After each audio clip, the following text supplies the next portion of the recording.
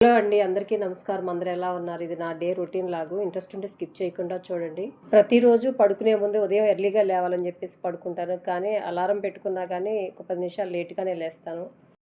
ప్రతిరోజు మార్నింగ్ లేవగానే cleaning, brush, tea ఇవన్నీ రోజు చేసే పనులే అయినా రొటీన్‌గా. కానీ ఒక్కొక్క రోజు కొన్ని కొన్ని పనులు ముందు చేయాల్సొస్తది. కొన్ని కొన్ని పనులు కొంచెం లేట్‌గా చేయాల్సొస్తది. ఉదయం ఎర్లీగా లేచి నిన్న మిగిలిపోయిన పెండింగ్ పనులేమైనా ఉంటే త్వరగా చేసేయాలి అనుకుంటాను. కానీ ఒక్కొక్క రోజు కుదరదనమాట. కొన్ని కొన్ని సార్లు చాలా బద్ధకంగా అనిపిస్తది. నేను లేవకపోతే ఇంట్లో చీపురు పుల్ల కూడా కదలదు.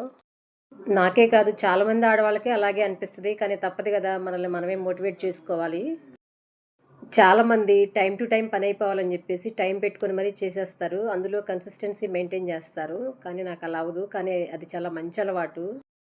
ఈరోజు పనెక్కువుందని జెప్పేసి నేను చాలా ఎర్లీగా లేచాను. ఎక్కువ పనుంది త్వరగా చేయాలని జెప్పేసి. కానీ ఇవాళే లేటయింది.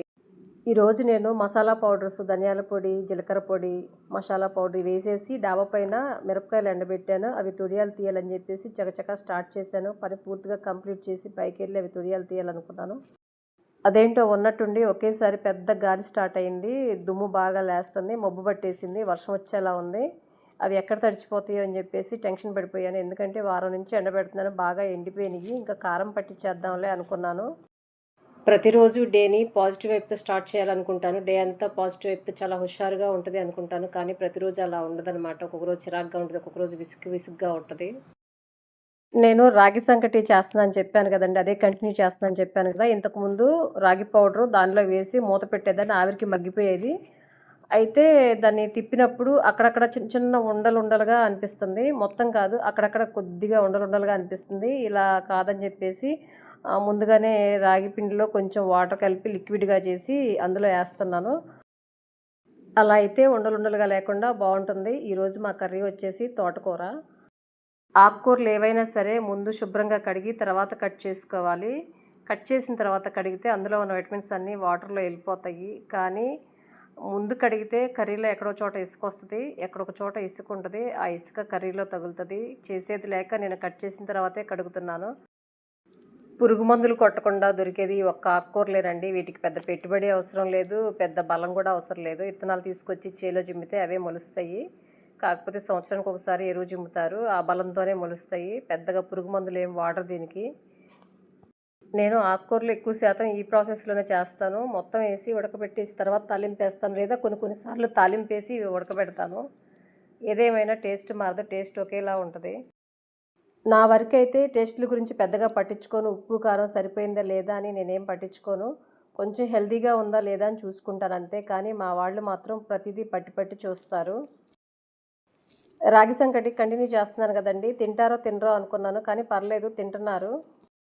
మనం అందరిని మెప్పించాలంటే మెప్పించలేం గదా! చూసిందేది పర్ఫెక్ట్ గాదు. పుడతానే ఏది నేర్చుకోం కదండీ! కొన్ని చూసి నేర్చుకుంటాము. కొన్ని అనుభవంతో నేర్చుకుంటాము.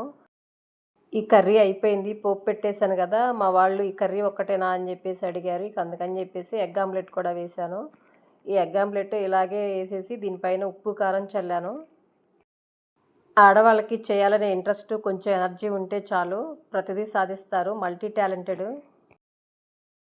నేనొక 10 డేస్ నుంచి కంటిన్యూస్‌గా లేచిన దగ్గర నుంచి పడుకోబోయేంత వరకు పని చేస్తానే ఉన్నాను. ఈ మూల అయిపోయేసరికి నెక్స్ట్ మళ్ళీ స్టార్ట్ చేసిన దగ్గరికే వస్తుంది. దుమ్ము గానీ, సామాన్లు గానీ, కిచెన్ గానీ, బెడ్‌రూమ్ గానీ ఏదైనా. ఇది ఒక చక్రంలాగా అయిపోయింది. మళ్ళీ అక్కడ అయిపోగానే ఇక్కడ, ఇక్కడ అయిపోగానే అక్కడ అన్నట్టు స్టార్ట్ అయింది. డే మొత్తం ఈ పనే సరిపోతుంది నాకు. ఇది నా లంచ్ కంప్లీట్ అయిన తర్వాత బట్టలున్నాయి. 2 రోజుల బట్టలు. అలాగే మిరగాయలు తొడియాలు తీయాలి. కానీ మబ్బు పట్టేసి వర్షం పడేలా ఉంది. బాగా గాలి వేస్తుంది. ఎంతవరకు కంప్లీట్ అయిద్దో చూడాలి. వర్షం పడేలా ఉందని చెప్పేసి హడావుడిగా నా లంచ్ కంప్లీట్ చేశాను. ఇదిగోండి బట్టలు మొత్తం తీసుకొచ్చాను మడతపెట్టడానికి. ఇవి డైలీ వేర్ బెడ్‌షీట్లు మొత్తం ఇవన్నీ కుప్పేసాను. ఇవి మడతపెట్టడం అంటే పెద్ద టాస్కే నాకు. చాలా ఉన్నాయి. పిల్లలు ఐరన్ చేయాల్సిన బట్టలు, డైలీ వేర్‌యి, ప్యాంట్లు, షర్టులు ఇవన్నీ సెపరేట్‌గా మొత్తం ఒకే రోజు ఏసాను. ఇవన్నీ మడతపెట్టి ఐరన్‌కి ఇవ్వాలి. కొన్నేమో షెల్ఫ్‌ల్లో సర్దాలి. ఇది నాకు పెద్ద టాస్కే. మళ్ళీ పైన మిరపకాయలున్నాయి. అలాగే మా ఈ వాషబుల్ పిల్లోస్ అని చెప్పాను గదండీ! అవి కూడా వాష్ చేశాను. పొయ్యి దగ్గర క్లాతులు, గ్లౌజులు మొత్తం వాష్ చేశాను. కొంచెం ఎండబడుతుంది కదా అని జెప్పేసి మొత్తం వాష్ చేశాను. కానీ చూడండి చుప్పనాతి వాన. ఎండబెట్టానో లేదో మబ్బులు పట్టేసి బాగా వర్షం పడేలా తయారైంది. ఇంకెక్కడ పడద్దా అని జెప్పేసి ఇక మొత్తం తీసుకొచ్చేసాను. ఇవాళ లంచే లేట్‌గా చేశాను అనుకున్నాను. కానీ ఇవన్నీ చేసేసరికి టీ టైమ్ అయింది. మా బ్యాచ్ టీ అడిగారు. అందుకని చెప్పేసి ఇక టీ పెట్టి ఇవన్నీ మడతపెట్టడం మొదలుపెట్టాను. ఈ పనంతా చేయాలంటే కొంచెం ఎనర్జీ కావాలి కదా! ఇది మనకి ఎనర్జీ డ్రింక్ అనమాట.